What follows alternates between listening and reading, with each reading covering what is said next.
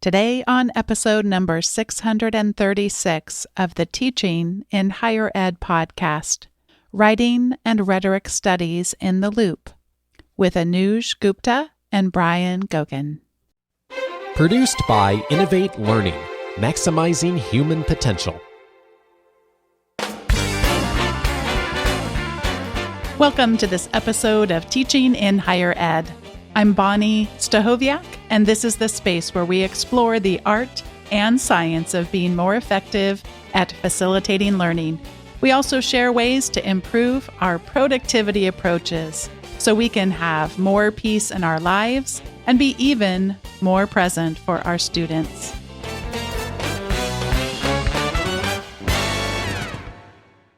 Anuj Gupta is an assistant professor of writing and rhetoric at the University of South Florida, and Brian Gogan is a professor of rhetoric and writing studies at Western Michigan University. Together, they co-edited Writing and Rhetoric Studies in the Loop, a Gen AI prompt library, a peer-reviewed open access collection, and each also contributed their own scholarship on the Gen AI prompt as a genre. As you're going to hear in this very unique conversation, Anuj and Brian make the case for treating a prompt as a rhetorical genre rather than a simple command we type into a box somewhere, and also for keeping writers and rhetoric in the loop of human-machine writing. We talk a lot about wrestling as the metaphor that organizes the book and also can help us think through how we may or may not use artificial intelligence as we consider wrestling as an aspect of it. Anuj and Brian, welcome to Teaching in Higher Ed. Thanks so much for having us, Bonnie. Thank you. It is so delightful to get to already have learned from each of you. And I want to start out getting curious about something that I don't believe I read about in this book. And that is about genres more broadly than just the metaphor you'll be sharing with us today. Anuj, would you start out by telling us about a genre you like to read or maybe have once loved and fallen away from?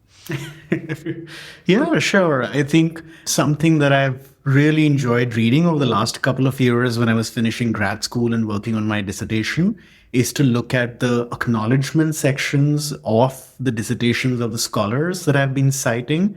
So now that they've become all big kind of famous names in the field, tracing it back to when they were grad students, and the acknowledgement sections contain all the blood, sweat, and tears of what they went through in grad school and all the people that kind of made them who they are. I've secretly kind of just enjoyed a voyeuristic insight into their lives through that genre. I would not have thought of that as a genre. And of course, it absolutely is. And it is also something that I love. It's one of the first things I look forward to about reading a book. If it has a dedication or acknowledgments, it's so special. And our kids are named in my dedication of my book, and they still talk about it today, especially our daughter. She's always, and she'll ask, like, do other people have that sort of thing in their books? Yes, they do. It's kind of like a special thing to tell a story about a book that doesn't always come up. And I might add here, Bonnie, that Anuj, I've seen the acknowledgments in Anuj's dissertation, and he does a very, I would say, creative and kind of unique twist on the acknowledgement section. So I'm going to encourage all of your listeners to go ahead and pick up a copy of that dissertation and check out what Anuj does. You've piqued our curiosity here. I can tell I'm dealing with two very creative and wonderful communicators yourselves, so I can't wait to go check it out as well. All right, Brian, how about you? What do you like to geek out on or otherwise engage with in terms of genres? Yeah. Well, I recently became the editor-in-chief of the Journal of Writing Analytics. So since February, I have been reading very specific genres, submission types to that journal, and really just been fascinated by the amazing work that is coming out of this kind of subfield, emerging subfield in writing studies. And I because I'm one of those people who has been doing this work for more than a decade, and there's sometimes where I'm like, I didn't even know that such a thing exists, but of course such a thing exists. So tell us, those of us that are total novices, what is a journal of writing analytics and what sort of things might we encounter if we were to crack the pages on that journal? Sure. The Journal of Writing Analytics is a peer-reviewed scholarly journal. It's open access through the WAC Clearinghouse, and it's really situated kind of at a multidisciplinary connection. We're looking at learning measurement, assessment, writing studies, and looking at how we see textual features at scale. There are a number of different submission types. Your typical research article. We also have smaller research notes, new quantitative techniques, which is kind of a very exciting kind of way to share new approaches to data, and innovations in analytics. And also we have kind of a case study submission type along with a book review. That case study submission type really allows individuals to look at unique applications of writing analytics in specific contexts. And then we have a book review genre. Oh, it sounds fascinating. Well, we are going to start out looking at a metaphor. And I need to tell listeners, if Anush's name sounds familiar, it may be because you already know Anush and you know of his work, but it also may be because he's been talked about on this podcast probably 10 or more times. And that is through his collaboration that he's done looking at metaphors that people use to describe artificial intelligence. So I, of course, have a fond association with Anush for quite a while now around metaphors, but you're going to introduce us to another metaphor. What can you tell us about why wrestling might be a metaphor to think about a genre that we'll be talking about today? And it's a genre that, like Anush's, some of us might not have thought of as a genre, and that is writing AI prompts. So why might we think about wrestling as imagery to think about what we do with prompts and prompting as a metaphor? First of all, thanks, Bonnie. I had no idea that people have been speaking about my work on your podcast so much. I mean, I'm really flattered. I also think back of when you had used some of our scholarship to create the card game that you did, to use metaphors as a way of thinking about our relationship with AI. So I think the wrestling metaphor kind of it connects to that long-standing work that many people in the field have been doing, where we are thinking about how is language and rhetoric shaping our relationship to this emerging new technology, and what are the metaphors doing in terms of shaping specifically our attitudes, our behaviors, our relationships to AI. And what the wrestling metaphor that Brian and I created for this particular collection is that I think when I imagine the word wrestling, I'm thinking of a sport. I'm not thinking of wrestling in the only aggressive kind of fighting sense of the term. So my grad school friend, Charlie McMartin, he was a wrestler in high school. And through him, I kind of learned about wrestling as an art, as a kind of sport, something with elegance, something that involves different entities locked in a struggle together, which has a kind of beauty to it. And most importantly, it has friction in it, where different entities are trying to jostle and make meaning together. And that's part of the lineage of why we came up with the wrestling metaphor, to think about what happens when humans are trying to make meaning of these new technologies and what we're doing with them. We're kind of wrestling with them. Sometimes they work, sometimes they don't work. Sometimes we have these aha moments. Sometimes we're just banging our heads against them. And using the wrestling metaphor, I think we're constantly trying to remind our students and other writers that do not just move away and let AI do whatever it is doing. Let's stand in the way. Let's understand them. Let's engage with them. Let's put friction. Let's fight them. Let's dance with them. Let's do all these things with them to make sense of them. I am hearing so much in what you just shared. And many of us I know around the world got captivated by the World Cup. And I'm going to admit here that, let me just say, I have not watched many football or soccer, if you're from the US, games in my life. And I was just curious about everything. I mean, I'm curious about what might, for many listeners, seem like the most silly, ridiculous things. But what I'm hearing in your answer, though, is it isn't how many of us might think about wrestling. I think about sometimes the stereotype might be just like a careless thing or like a violent thing. I think you might have used that word, but there's so much more behind this with treating it as a sport. And there's so much, again, behind that analogy. So it's really, really helpful to think through. And that idea of wrestling or any sport as kind of a competition, I think it really emphasizes the idea and the importance of having a strategy when you're moving into a game or a competition, a race. And this notion of strategy is something that really we've discussed as it applies to writing generative AI prompts. There are moves, maneuvers, and we were interested in what kind of moves and maneuvers, strategies writers of generative AI prompts were actually enacting. Brian, so many of us have heard all kinds of back and forth on prompting. So I just feel like it depends what day you might open the digital newspaper of your choice and decide, like, how important are they? They're not important at all. Like, that we're all going to need to become the equivalent of having our PhDs in prompt writing too. It doesn't matter at all to it. Totally matters. And you have to have, like, how has your thinking evolved about that strategy? And I guess maybe, I don't want to put words in your mouth, but maybe like perhaps we don't have a fixed mindset about what prompting is because it is changing over time.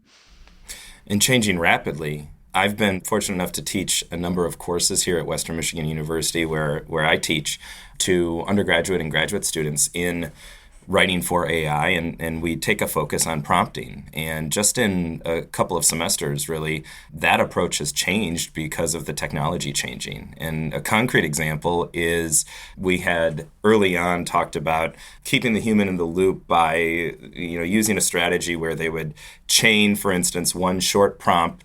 They'll get an output from the generative AI platform, and they'll respond with another prompt. So it kind of created like a chain link effect. And now that's standard, so you often have the platforms that are leading the human into kind of the next input-output relationship is what I would call it. So that metaphor of like a chain link, it's something that's almost built in to a lot of the generative AI platforms now. So I've had to change how I talk to students about this. Before, I would always talk to students about, okay, you have to keep the human in the loop.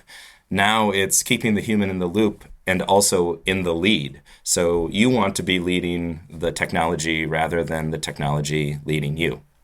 This additional metaphor, the idea of a chain link, I just need to share with you both. I know, Anuj, we had communicated a little bit on social media, so you were aware of this card game. But one of the things that you both may not be aware of is that every time the card game gets played, it changes. And I came up with this because our kids play these card games, like Exploding Kittens is one of the card games that they play. And then you can get the expansion pack for the Exploding Kittens game. So it's almost like every time the game gets played, it gets its own new cards as an expansion pack of sorts. So I've been collecting metaphors from people from all over the world of how they describe AI. So with Anuj and his collaborators, they looked at social media, they looked at their own metaphors that they use to describe AI, and they looked, I believe there were a few other sources too. Anuj, you can correct me if I'm mischaracterizing this. But then every single time we play the game, part of the game is a drawing game. So they sketch out their metaphor and then show the drawing to others and try to get them to guess what their metaphor is. And it just brings up so much. So I feel like the collector of metaphors, every time I hear one, I'm always like, oh, I got to bookmark that. I got to save that. And I'm just fascinated by it. But you did bring up another metaphor that I want to come back to. I'm going to loop back to humans in the loop, but I want to pause for just a moment, Anuj, in case I mischaracterized the metaphor research that you and your collaborators did. Is there anything else you want to share? Okay. You described it wonderfully. I mean, Mahabali, Anna Mills, and Yasser Atif, that's really the project that we did. We collected metaphors both from social media, from what we were seeing around us, our personal lives, our social lives, what we were seeing in literature. We kind of brought it together. It was a collaborative autoethnography.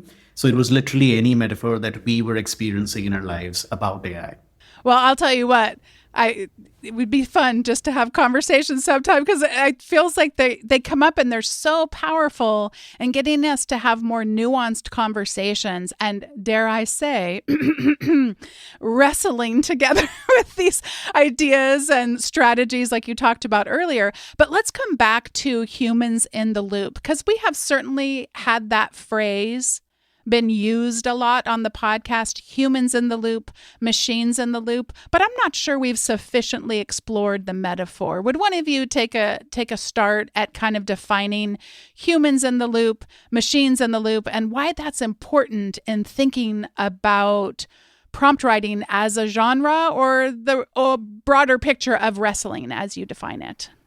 So when I think about the loop, I do think about it as a metaphor for a circular, recursive production process. And so as someone who teaches writing, that could equate to the writing process, right? It could equate to some kind of content development process. And oftentimes in our field, we talk about these processes as recursive. And so there are multiple passes or multiple loops. And so when I think about keeping the human in the loop, I want to make sure that we are not handing those production processes off solely to machines, and the human needs a role in those production processes. I also think of the idea of feedback loops and the expression staying in the loop, staying current with things. And I think that keeping the human in the loop also gives us agency. That expression gives us agency. It's almost like an imperative that we have to stay current with these technologies, or else we're going to be left out. So that's how I kind of think about that expression. There has been a lot of more, I think, technical discussion about that in our field. And so that's something we engage with. But I think the expression has a lot of face value. As I reflect on what you just shared, I'm thinking about three buckets of three categories of things. I'm thinking about a lot of people sharing the understandable concern. How do you develop expertise if you have a tool that has you avoid gaining it in the first place? So we'll have expertise as one category to discuss. And then the second thing, which I think is maybe related, maybe it's a subset, I don't know what you'll think on this, but that's just practice. So this wonderful metaphor of wrestling, both, Anuj, you brought up it being a sport. Well, we need to practice that sport. And then maybe I'm extending the metaphor too far, but practice is also then what helps us build up skills that are necessary. And then the three bucket. And by the way, I only do three buckets. I don't do more than three because my head can't even contain two of them in many days. But the last one, I hear being discussed not as much, but every time I hear it discussed, I'm fascinated by it. And that is being able to develop taste. And you hear it, of course, coming up with regard to music. Like if you shortcut becoming a musician by having it replace, some parts of that expertise and practice, you're also not developing taste. And you could hear it in the creative fields like art, I imagine, in writing as well. And so I'm curious for either or both of you, if you want to comment about this idea of wrestling, what happens when we don't actually have humans in the loop as it pertains to expertise, practice, and taste, and any ways you want to refine those buckets or collapse them or just comment. So when I think of the loop metaphor, Bonnie, there are two kinds of images that come to my mind. One is, of course, there's decades of research in the field of human-computer interaction, computer science, AI, and in fact, going back to robotics, where the idea of the loop had emerged when there was a lot of mechanization happening in society, and there needed to be supervision so that machines do not make mistakes. Hence, there should be a human in the loop. And that original tradition was more managerial in orientation. So there's that idea that I'm thinking of. And the other idea is what I'm kind of drawing on more from what Brian said about feedback loops and my understanding of ecologies. How all of us are constantly in loops with our environment. Right now, the three of us are in a kind of loop with each other, but we also have loops with the technology that we are entangled with. We spent about 30 minutes before this podcast figuring out how our mics are working and things like that. We also have our loops with our families and all kinds of things going on. So we're constantly both embedded in loops and managing them. So it's not something new that we are suddenly doing with AI. It's something that we do in our daily life all the time. And when I think about the three buckets that you mentioned, practice, expertise, and taste, I'm thinking of all the different tools that we're constantly in a loop with, starting from a pen to a laptop to the earphones to word processing softwares and now to AI. And there are ways in which humans can develop the metacognitive abilities to manage these tools in a way that lead to expertise, practice, as well as taste. Why we want to foreground the idea of wrestling specifically in the case of AI is because we see a lot in the discourse about AI just kind of steamrolling over all these loops and replacing everything with just AI in the center, producing everything. There's no need for loops anywhere. And I think through the human in the loop metaphors and wrestling metaphors, many of us are trying to re-engage that conversation by saying, look, that's not how it works or will work. We need to have humans in the loop and wrestling with these technologies to develop taste, practice, and expertise. And I think also expertise is something that humans possess, right? And in terms of using any tool or technology effectively, the expert human needs to be making sure that it is functioning correctly. In our case with generative AI and writing studies, we have expertise in writing, in rhetoric as well. And that's something that we work to cultivate with our students as they come into post-secondary classrooms. And it's also something then that they need to engage with critically. And that's, again, where that metaphor comes in. That engagement is not necessarily predictable, which means that they're going to have to learn different flexible strategies or moves that they can use in different contexts, approaching different writing tasks. Before we get to the recommendations segment, I don't want to not ask further, Brian, about what you're hearing from students. Anuj, when you were talking about the supervisory aspect of the in the loop metaphor, I think that's really been taking up a lot of space in the discourse, is how can we find strategies and tools. And I understand, by the way, the motivation, and trust me, have had similar thoughts myself, of course, of that gosh, it feels so out of our control. And we care so much about ensuring that learning is happening and cultivating context in which learning can flourish. So I don't want to sound critical. And yet, if our strategies are solely on restricting and controlling, I think we're headed for some difficulties if that's our only tool to use in the mix. What are you hearing from students that we should definitely bring into the conversation in terms of, making this more tangible? What can we learn from the book, and what can we learn from what students are telling you about how to make it tangible in our own teaching and in our own learning? So when I talk to students about writing generative AI prompts, there are two things that I think I want to share. Number one, students often enter a conversation thinking they know how to do it, right?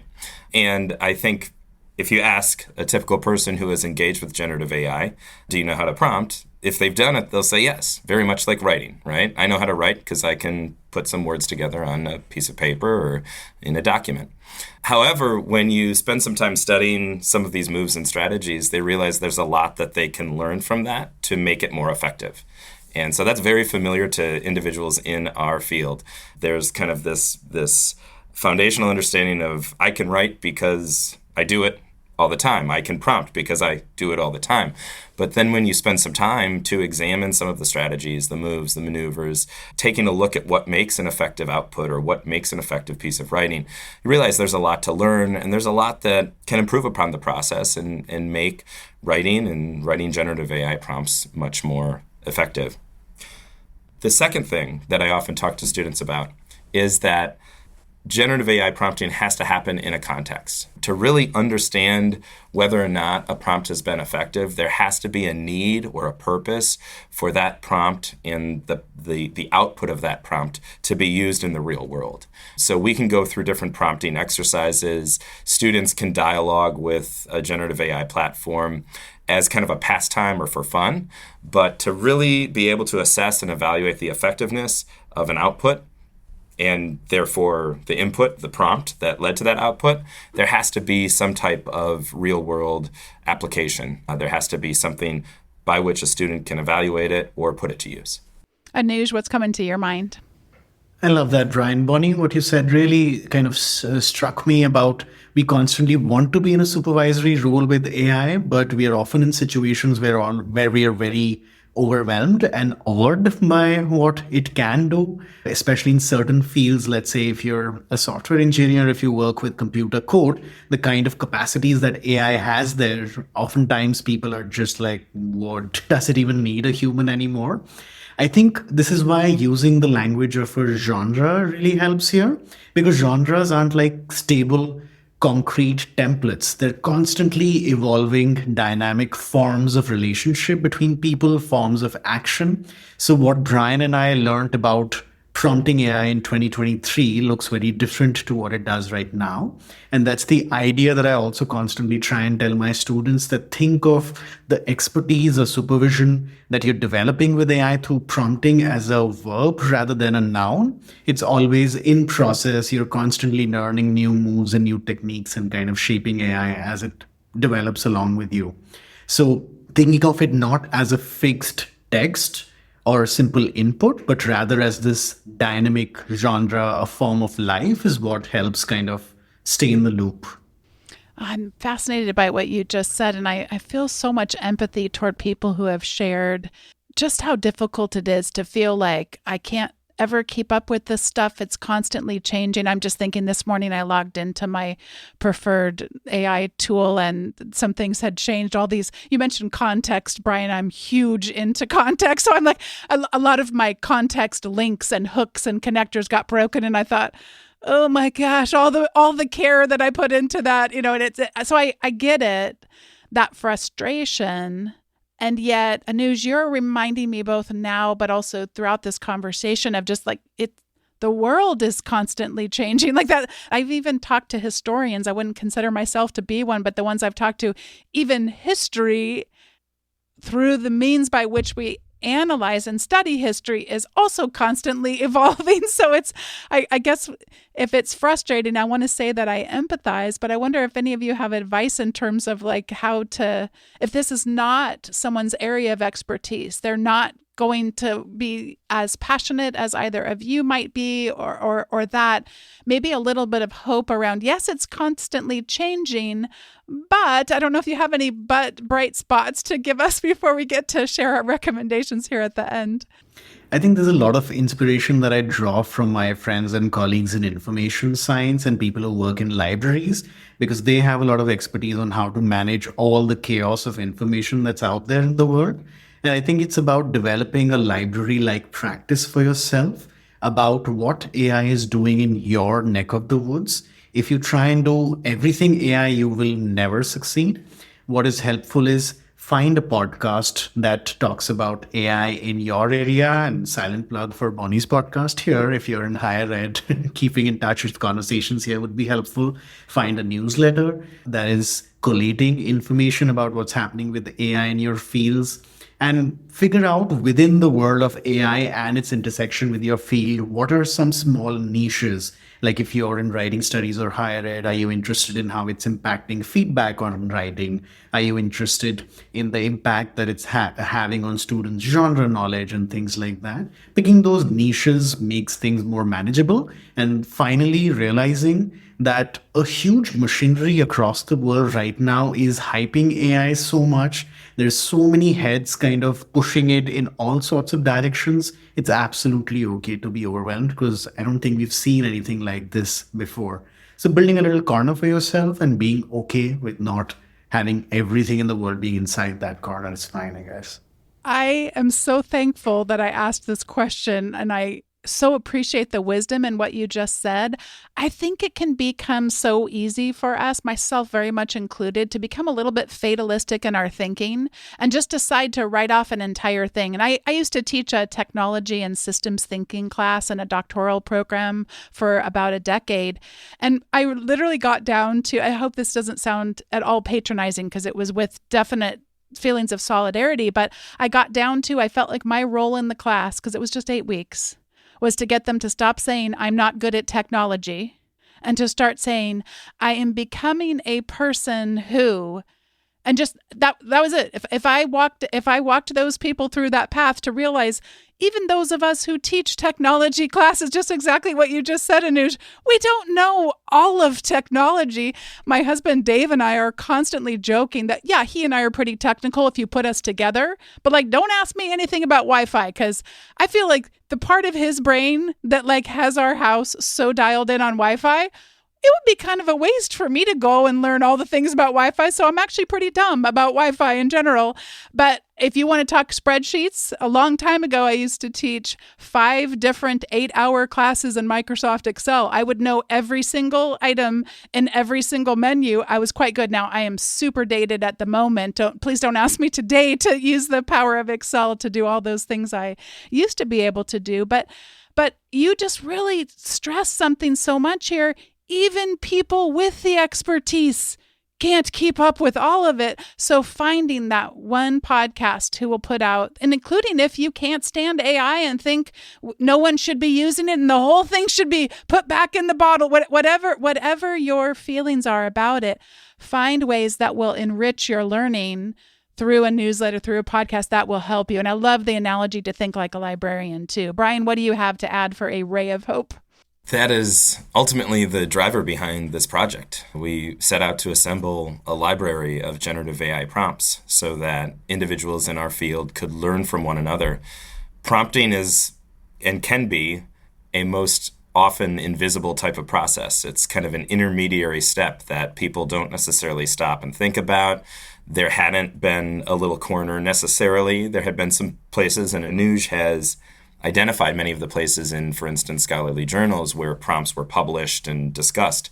But we wanted to open up the conversation a little bit, identify particular strategies, and let individuals in our field also kind of reflect upon that. And part of that library was access. Part of it was a space then for learning and sharing. Before we get to the recommendations segment, I want to take a moment to thank Poll Everywhere for your partnership with teaching in higher ed. And I get the absolute joy of sharing a tip related to polling to give people some ideas for using polling more in your teaching. This one's a fun one. I love anytime we can bring in our sense of humor. You know, I've mentioned many ideas like this in the past. This one doesn't come from me, though. This one comes from Saeed. I got to meet Saeed Sadiq by taking a facilitation class from him, and it was amazing. And now I'm having so much fun remaining connected with him through LinkedIn and continuing to learn about online facilitation and also get to enjoy his super fun sense of humor. So Saeed put a poll on LinkedIn, which is so emblematic of his sense of humor. He writes, "Quick check-in for your next online meeting. I proudly present the Diggity scale. Where are you on the scale today?" And let me read the scale. How's your diggity level today? At the top of the list, no diggity. And then number 2, hardly any diggity. Number 3, fair amount of diggity. And number 4, way too much diggity. Now, some of you are already chuckling to yourself, at least that's my hope, because you recognize this comes from a song, the lyrics of a song. But even if you don't know the song, we can all kind of have a sense of what this might mean. And it may be abstract, but sometimes that can be a fun way. But especially, I have found that many students do know this song. Of course, this would be totally dependent on where you are based, etc. But Saeed's over in Germany and I'm over here in the United States, and apparently we are both digging the diggity. So I just encourage you, bring your sense of humor in, do these check-ins. And yeah, if they don't get the full reference to exactly what musical number or movie you might be referring to, they still can join in the fun and check in and give you a pretty good sense of how they're doing. Thanks once again to Poll Everywhere for allowing me this opportunity to spark creativity and to talk about how we can make use of Poll Everywhere and polling services in our teaching. This is the time in the show where we each get to share our recommendations, and I have two things I'd like to recommend today. The first one is, I know I've shared that in the last few months, have revamped the weekly email that goes out from Teaching in Higher Ed. And it used to be more of a recap that was very episode specific, and I changed it around to what is now called the Field Journal. And I've heard from so many of you that you're really getting a lot out of it. I share things that I noted, like a quote or some music that I loved that week. I shared things that I listened to, which, by the way, is always the last week's podcast episode. I share things that I noticed. I shared things that I read or thought about or tried. And then I've been also wondering. And what has been so fun for me is I'll wonder about a topic and then I'll invite you to write back to me. And I have had more fun hearing back from you on my sometimes silly and sometimes more profound wondered prompts. And I just want to invite you to, if you haven't subscribed to it, please do. And even if you do subscribe, but you've never thought about writing back, just write back to one of my wondered. I'm having so much fun hearing from you. And just want to thank those of you who have written back. It's been delightful to have more of a two-way conversation through that entity. And then the second thing I want to recommend is that by the time you hear this, I will have returned from a couple of trips. Dun, dun, dun, through the magic of podcasting. We are recording from the past into the future. And I found this app that's called Trip Tunes. And what it lets you do is make an old school playlist. And for those of you not as old as me, by this, many of us will evoke the idea of a cassette tape, and you would spend countless amounts of time thinking about exactly what musical tracks you wanted to be on this cassette tape. And there was a side A and a side B, and you would generally write with your pen on what the name of this album was and everything. And there's a little bit of artificial intelligence in this mix, so it kind of fits with today's conversation. And so I can say I'm going to Pittsburgh, which is true, although in your case, you're listening now, so I've gone to Pittsburgh. And so it'll create a playlist from Orange County, California, out to Pittsburgh. And then I can open it up in my music service is Apple Music and save that there and just have all these related things. And then the other thing that me from the past speaking to me and you from the future, I will have returned from Ireland, where I will get to go on a grand adventure led by James Lang, doing a writing retreat and workshop there. And so I just made a playlist for the trip to Ireland that starts here in Orange County, California, and winds its way all out to Ireland. I have not listened to a lot of Irish music in my life, and so I'm excited about listening to that. It just feels very old school. So that's what I want to recommend. Pretty inexpensive too. I realize that many of our services today will do this for us. If you subscribe to Spotify or you subscribe to Apple Music, there's some AI ways you can create playlists. But I just found it fun because it felt very analog to like go back in the day to listening to cassette tapes and obsessing over mixtapes and all the things. So, all right, that's it for me. Anuj, I'm going to pass it over to you for whatever you'd like to recommend. Yeah, thanks, Bonnie. I think I'd like to recommend a movie, and it's available on Netflix. It's called, surprise, surprise, it's called Humans in the Loop. And it's actually a beautiful movie based in India about the data labeling that many indigenous workers there have to do.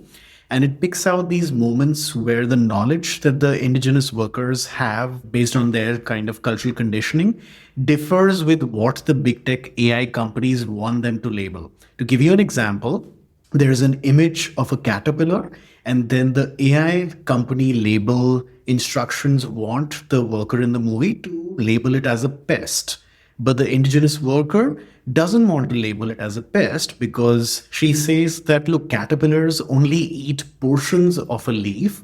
They don't destroy the whole plant. So you shouldn't think of it as a pest. And that creates this moment, this kind of wrestling, for the lack of a better word, that we've been talking about different kinds of knowledge and how we need to keep wrestling with AI systems instead of accepting the kind of knowledge that they're sending forth in our worlds. But yeah, that would be my recommendation. Beautiful movie, Humans in the Loop on Netflix.